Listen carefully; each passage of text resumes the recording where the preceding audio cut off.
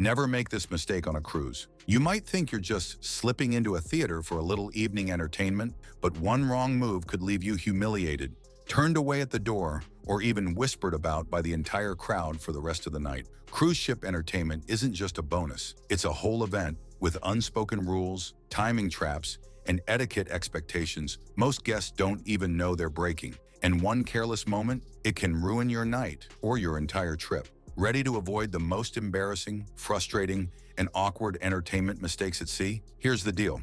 Cruise lines invest millions into their onboard shows. We're talking full-scale productions, Broadway-level performances, mind-blowing illusionists, interactive comedy, and rotating guest talent you won't see anywhere else. But despite the glitz and glamour, these shows come with rules, both official and unspoken, that can trip up even experienced cruisers. From grabbing the worst seat in the house to wearing the wrong outfit, from arriving too late to offending the performers without even realizing it, the mistakes are real and they happen every single cruise. So in this video, we're breaking down the 11 biggest entertainment show mistakes passengers make and how you can avoid them like a seasoned pro.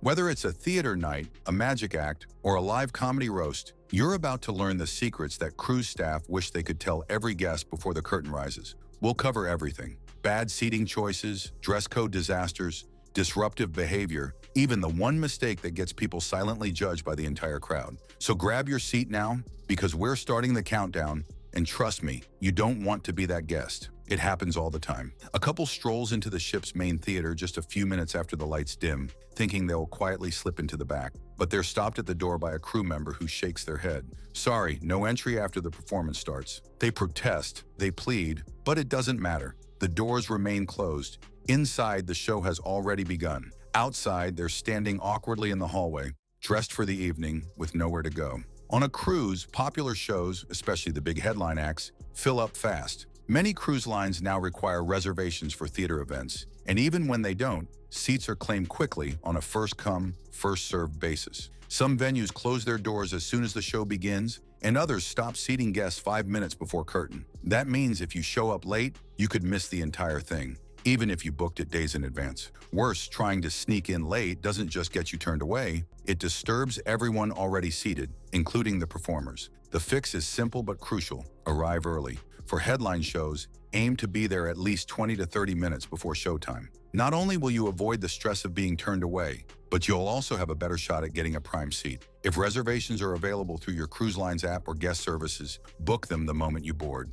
But even if you make it in on time, there's another issue waiting for you, because where you sit matters just as much as when you arrive. And the wrong seat, it can ruin your entire view, your sound, and your night. They got there early, found 2 empty seats near the middle, and thought they scored. But 5 minutes into the performance, it started. The constant neck craning, squinting, and frustrated sighs. Why? Because they were seated directly behind a structural column that blocked half the stage. Every big dance number, every lighting effect, even half the magician's trick, gone. They spent the whole show twisting in their seats trying to peek around a pole, while other guests enjoyed an uninterrupted view just 1 row over. Cruise ship theaters are impressive, but not every seat is created equal. Some have obstructed views, especially near support beams or behind railings. Others are too close to the speakers, where sound gets distorted or painfully loud. In some venues, certain balcony seats leave you staring at the top of performers' heads instead of the show itself. And once you're seated and the show begins, you can't switch, not without drawing attention or annoying others. To avoid this, don't just rush to the first available seat. Scan the room. Look for central seating, clear sight lines, and a direct view of the stage. If you're unsure, ask a crew member where the best view is. They'll usually give you an honest answer. Some seasoned cruisers even walk the theater during the day to scope out the layout in advance. But even with the perfect view and the perfect timing, there's one behavior that can instantly flip the mood in the room, and it starts the moment you try to hold a spot for someone who's not there. The theater doors open and guests begin filing in. A woman rushes to the 3rd row and immediately spreads out her belongings: a purse, a jacket, a scarf, and even her drink tray, across 6 seats. When other passengers try to sit down, she smiles politely and says, "Sorry, these are taken." 10 minutes later, those seats are still empty. The guests around her are grumbling, tension is rising, and eventually a crew member steps in to say what everyone's thinking: you can't reserve an entire row. It's one of the most common and most frustrating mistakes people make at cruise ship shows. Everyone wants to sit with their group, but saving large blocks of seats in a venue with limited space and no assigned seating is a guaranteed way to cause friction. Other guests who showed up early are forced to wander awkwardly, searching for two seats that aren't reserved by a towel or a plate of snacks. And when your friends show up at the last second and waltz right into prime seats they didn't earn, don't be surprised if someone calls them out for it. Most cruise lines have unspoken rules, and sometimes even posted policies that discourage or outright prohibit seat saving. Some staff will even remove items after a few minutes if no one is sitting there. So here's the fix. Save only 1 or 2 seats max, and only if your party is just a few minutes behind. If someone asks to sit down, offer the space. It's better to sit together in a slightly less ideal spot than cause a scene in the front row.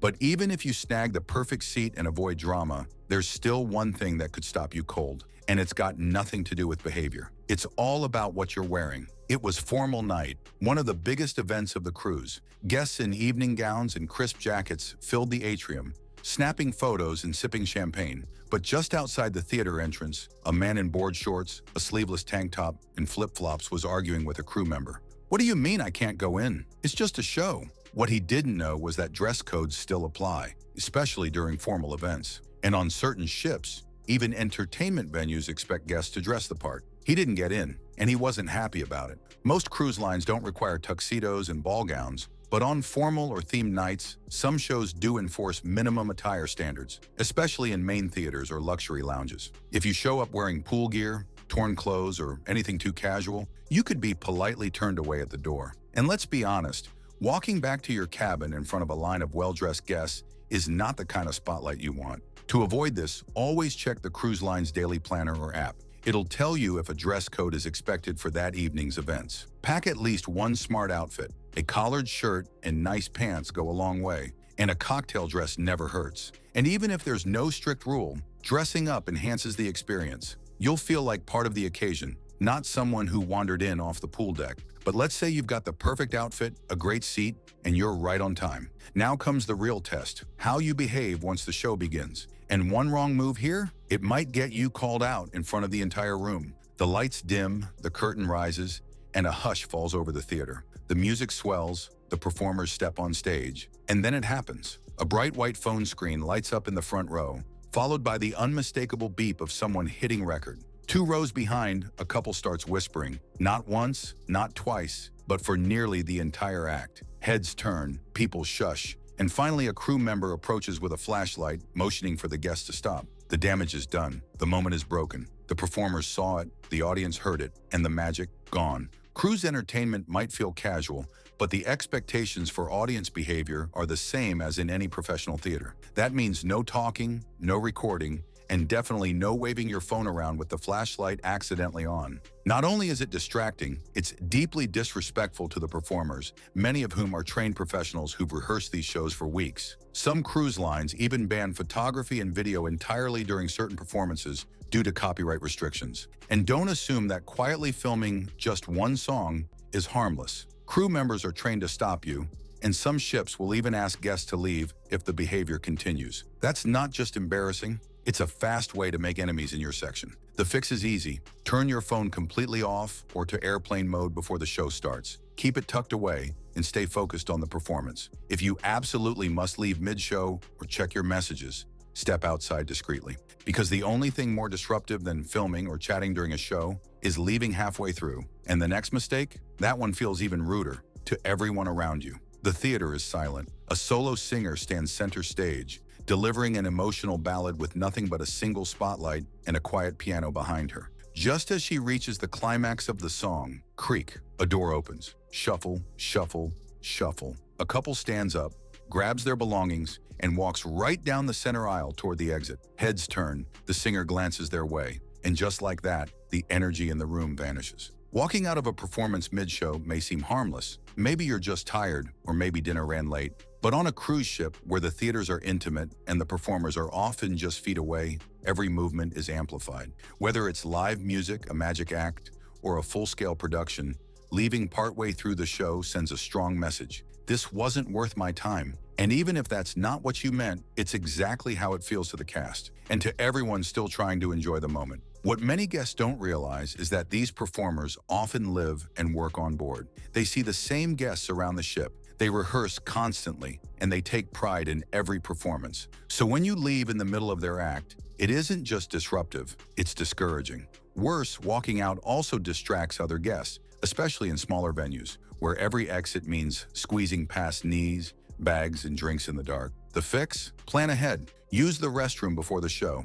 Don't schedule dinner too close to curtain time. And unless it's an emergency, try your best to stay seated until the final bow. It's respectful, appreciated, and it lets everyone, including you, stay immersed in the experience. But let's say you do leave the theater. What you do next could get you into even more trouble, especially if you try to sneak back in without a reservation. The theater lobby is buzzing. It's show night for the ship's most talked about performance, a sold-out illusionist act that's been hyped since day one. Guests line up, tickets in hand, some arriving nearly an hour early. Then a man walks up to the front of the line, bypasses everyone, flashes a confident smile and says, "I don't have a reservation, but I'm sure there's space." The crew member kindly explains that it's fully booked. The man insists, he jokes, he pressures. And finally, security is called over. He's escorted away, red-faced, frustrated, and watched by every person in line. This isn't just awkward. It's one of the most avoidable mistakes guests make during high-demand cruise entertainment. Many ships now use reservation systems for theater shows,